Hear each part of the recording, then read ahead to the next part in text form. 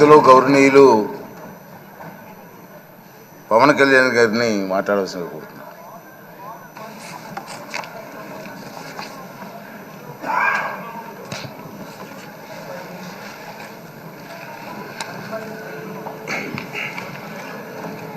పదహారవ శాసనసభకి ఏకగ్రీవంగా ఎన్నికైన సభాపతి శ్రీ చింతకాయల అయ్యన్న పాత్రుడు గారికి హృదయపూర్వక నమస్కారాలు, మీకు శుభాకాంక్షలు.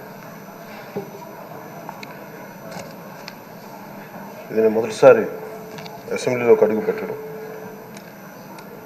ఇలాంటి సుదీర్ఘ రాజకీయ అనుభవం ఉన్న దాదాపు 7 సార్లు ఎమ్మెల్యేగాను, ఒకసారి పార్లమెంట్లో అడుగుపెట్టిన మీకు, Panchayati Raj, technical education, forest, R&B అనేక మంత్రిత్వ శాఖల్ని సమర్థవంతంగా నిర్వహించిన మీకు ఈ సభాధ్యక్షుడు, ఈ స్పీకర్ స్థానంలో కూర్చోవడం నాకు చాలా ఆనందంగా ఉంది. ఇన్ని దశాబ్దాలు ప్రజలు రాజకీయ జీవనంలో ఇన్ని దశాబ్దాలు ప్రజలు మీ వాడి వేడి చూశారు. మీకు కోపం వస్తే ఋషికొండను చెక్కినట్టు ప్రత్యర్థులకి పదునైన ఉత్తరాంధ్ర యాసలో గుండు కొట్టేస్తారు. ఒకటే బాధేస్తాం సార్, ఇకపైన మీకు తిట్టే అవకాశం లేకపోవడం. కానీ ఇక మీద సభలో ఎవరు తిడుతున్నా దాన్ని ఆఫ్ చేసే బాధ్యత మీ చేతిలోనే ఉంది. మీరే మైక్ ఆఫ్ చేయాలి. అంటే మా చిన్నప్పుడు నేను చూసేవాడు, ఒకసారి అల్లరి చేసే అబ్బాయిని క్లాస్ లీడర్ చేసేవాడు చిన్నప్పుడు మా స్కూల్లో. కానీ ఇన్నాళ్ళు ప్రజలు మీ వాడి వేడి పలుకులు, మీ ఘాటైన వాగ్దాటి చూశారు. ఈ రోజు నుంచి రాష్ట్ర ప్రజలు మీ హుందాతనం చూస్తారు. డిబేట్స్ వెనకాల దాక్కుని సంస్కారహీనమైన భాషలని, భావాలని రకరకాల మాధ్యాల్లో విరజిమ్ముతూ ఉంటారు. దాని నియంత్రణ మీ ఆధ్వర్యంలో ఇక్కడి నుంచే మొదలవ్వాలి. ఇందాక సభానాయకులు గౌరవ ముఖ్యమంత్రి శ్రీ చంద్రబాబు నాయుడు గారు చెప్తారు, ఆడబిడ్డలు ఏ విధంగా నలిగిపోయారు ఈ రాష్ట్రంలో గత 5 సంవత్సరాల్లో. చిన్న లేదు, పెద్ద లేదు, ఎవరని లేదు. ఎవరన్నా సరే ఒక మాట మాట్లాడితే వాళ్ళకి వ్యక్తిగతంగా దూషణ, సోషల్ మీడియాలో వాళ్ళని క్యారెక్టర్ అసాసినేట్ చేయటం, వాళ్ళు పెద్ద నాయకులు కావచ్చు, కార్యకర్తలు కావచ్చు, లేదా వాళ్ళకి ఎదురు తిరిగి ఒక ఒపీనియన్ చెప్పి ఎవరైనా సగటు మనిషి కూడా కావచ్చు, అది ఇక్కడతో ఈ రోజు నుంచి ఆగిపోవాలి అధ్యక్ష. అది మీ ఆధ్వర్యంలోనే మొదలవ్వాలి. గత ప్రభుత్వం తాలూకు సభ జరిగిన విధానం చూస్తే ఈ వ్యక్తిగత దూషణ ఇవన్నీ చాలా ఇబ్బంది పెట్టే ప్రజలు. ఈ రోజున వాళ్ళకి 11 సీట్లకు పరిమితం అయ్యారు, ఈరోజు లేరు, ధైర్యం లేదు వాళ్ళకి. విజయాన్ని తీసుకోగలిగారు కానీ ఓటమిని కూడా ధైర్యంగా కూర్చుకునే వాళ్ళకి స్థాయి లేదు, వాళ్ళకి పారిపోయారు ఇక్కడి నుంచి. భావంలో ఉండే తీవ్రత భాషలో ఉండాల్సిన అవసరం లేదు.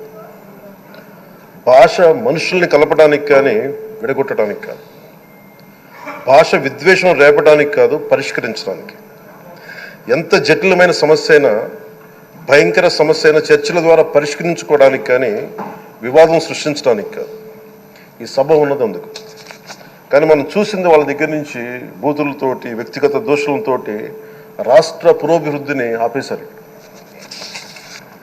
అలాంటి సభ కాకుండా ఇందాక మన పెద్దలు శ్రీ గౌరవ ముఖ్యమంత్రి చంద్రబాబు గారు చెప్పినట్టుగా ఇది భవిష్యత్తుకి ఇది ఒక ప్రమాణం అవ్వాలి. 2047 వరకు ఇంత అద్భుతమైన స్థానంలో మనకి ఆంధ్రప్రదేశ్ తెలుగు జాతి ఉన్నత స్థాయికి వెళ్ళాలంటే ఈరోజు మనం వేసే ప్రతి అడుగు అది భవిష్యత్ తరాలకు ఒక నిర్దేశక ఒక టచ్ స్టోన్గా ఉండిపోవాలి, ఒక గిట్ రాయిగా ఉండిపోవాలి. ఈ రోజున ఈ సభలో ఉన్న గౌరవ సభ్యులందరూ చట్టాలు చేయడానికి ఉన్నారు, చట్టాలు ఉల్లంఘించడానికి కాదు. విభేదించడం అంటే ద్వేషించడం కాదు, వాదించడం అంటే కొట్టుకోవడం కాదు. ఇవన్నీ విభేదించడం, వాదించడం ఇవన్నీ ప్రజాస్వామ్యానికి చాలా మౌలికమైన పునాదులు.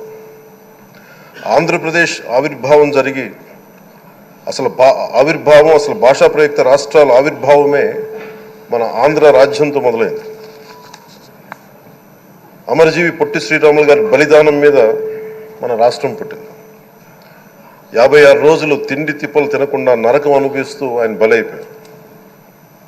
ఆయన మరణానికి చేరువవుతూ ఆమరణ నిరాహార దీక్ష చేసిన ప్రతిరోజు మనకి దాదాపు ఈ సుదీర్ఘమైన 6 దశాబ్దాల కాలం, 1.5 సంవత్సర కాలం, అంటే ఆయన ప్రతిరోజు చావుకు చేరువవుతూ భోజనం లేకుండా ఆయన గడిపిన ప్రతిరోజు మనకి 1.5 సంవత్సర కాలం. అలాంటి నేపథ్యంలో అలాంటి మహోన్నతుడు శ్రీ పొట్టి శ్రీరాములు గారి త్యాగాన్ని కనుక మనం ఈ సభలో ప్రజా సంక్షేమం కోసం మాత్రమే చర్చలు జరగాలి, వాదోపవాదాలు హద్దులు దాటకుండా ఉండాలి, వ్యక్తిగత దూషణకి తావివ్వకుండా ఉండాలి. అలా కాకుండా గత ప్రభుత్వం లాగే ఈ సభని తిట్లకి, బూతులకి, కొట్లాటికి వాడితే ప్రతి నిమిషం పొట్టి శ్రీరాములు గారి బలిదానాన్ని అవమానం చేసినట్టే. ఒక గొప్పవాడు, ఒక మహానుభావుడు బతికినప్పుడు మాత్రమే కాదు, చనిపోయిన తర్వాత కూడా కొన్ని తరాలు ఉపయోగపడతారని నిరూపిస్తారు. అలాంటి కోవకు చెందిన మహానుభావులు ఆంధ్ర రాష్ట్ర సృష్టికర్త, భాషా ప్రయుక్త రాష్ట్రాలకు శ్రీకారం చుట్టిన ద్రష్ట, అమరజీవి శ్రీ పొట్టి శ్రీరాములు గారి స్మృతిలో ఒక విలువలతో కూడిన ఒక సత్సాంప్రదాయాన్ని తెరలేపుతూ మీ ఆధ్వర్యంలో ఈ సభ జరగాలని, ఈ 5 ఏళ్ల ప్రజాప్రస్థానంలో ఈ విలువైన 5 ఏళ్ళు రాబోయే తరానికి గొప్ప భవిష్యత్తునిచ్చేలా, అన్నం పెట్టే రైతుకి, కౌలు చేసుకునే రైతుకి, రైతు కూలీకి అండగా ఉండేలా, మహిళలకి భద్రతతో పాటు ఉన్నత స్థాయికి ఎదిగేలా, ప్రభుత్వ ఉద్యోగులకి భద్రత కల్పించేలా, పశువు, పక్షి, ప్రకృతి, సర్వజనులందరికీ కూడా మతాలకి, ప్రాంతాలకి అతీతంగా సుభిక్షంగా అభివృద్ధి పదంలో ఆంధ్రప్రదేశ్, ఆంధ్ర రాజ్యం అద్భుతమైన ప్రగతి సాధించేలా ఈ చర్చలు సాగాలని కోరుకుంటూ, సభాపతి అయ్యన్న పాత్రుడి గారికి మీ ఆధ్వర్యంలో ఈ సభ ఒక సరికొత్త సాంప్రదాయానికి, సత్సాంప్రదాయానికి ఇది తెరతీయాలని కోరుకుంటూ మీకు మరోమారు శుభాభినందనలు తెలియజేసుకుంటాను.